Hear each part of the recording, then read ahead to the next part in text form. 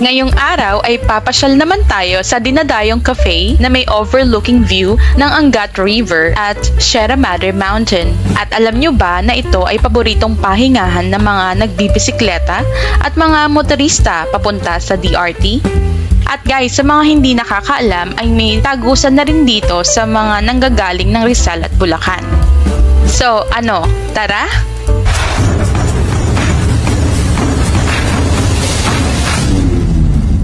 Bonjour, Eman and Queen here sharing another short trip with you guys.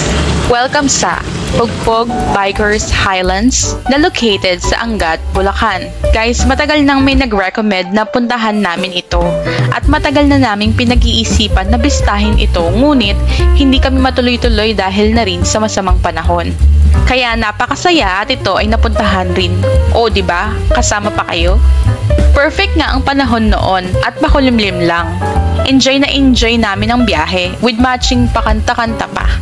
Kasi halos solo namin ang daan.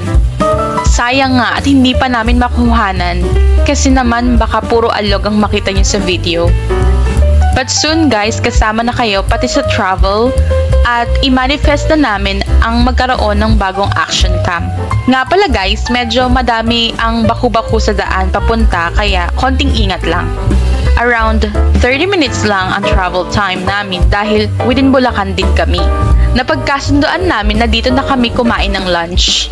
At nung nakarating kami ay may nakalaan sila na parking space sa mismong tapat ng cafe na tawid kalsada.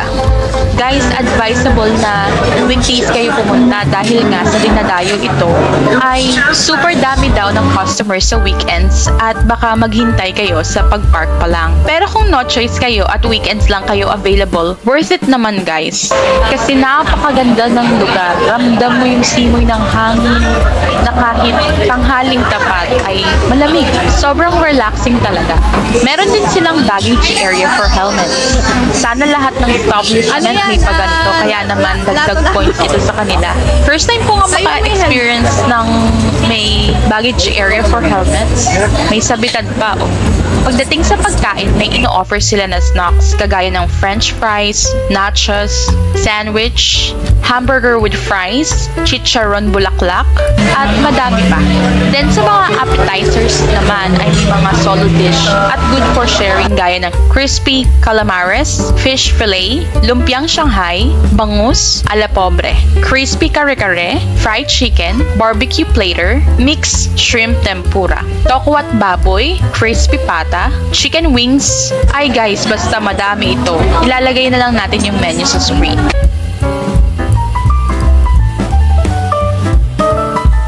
Ito na guys, umorder kami ng crispy kare-kare. Guys, worth it ang 420 para sa crispy kare-kare. Super sarap ng pagkakaluto nila. Sure ka na napaka-crispy ng pork. Yung bagoong ay sobrang sarap rin. Kalasa nga siya ng Barrio Fiesta na sweet chili. Napakadami ng serving, parang good for 3 to 4 person na. At sa frap naman nila, nag-order kami ng cookies and cream. Masarap ang flavor na to at syempre masarap din daw ang chocolate cream. 20 size na yung in-order namin na 160 pesos lang. 850 ng total na kinain namin kasama na dito yung 3 cups of rice. Ayan, feel na feel namin ang ambience habang kumakain kami. Napaka-romantic pa ng mga tugtugin nila. Nakaka-relax talaga. Ito, napa-cheers pa nga ng frap. Ito ay perfect na lugar na hangout para sa mag-asawa, magkasintahan, pamilya, mga kaibigan, at pahingahan para sa mga biyahero. Kaya naman, parking check, food check, price check, ambience check, service check. Extra check lang sa service guys dahil napakasaya at ang babait ng mga crew nila. Di mo maiiwasan mag-tip.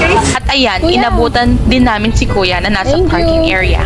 Kasi naman habang kinukuhanan namin yung harap ng place ay nakikita namin si Kuya na talagang ina-assist yung mga tumatawid and yung mga lumalabas sa sakyan. Pero guys, walang bayad yung parking nila. Kaya naman, 10/10 ang rating nito para sa amin guys. At dahil dyan, tara na guys, uwi na tayo. Tag mo na yung manlilibre sa'yo. Hanggang sa susunod na biyahe natin, Queen here. We'll see you on the next trip. Bonjour, amigos and amigas.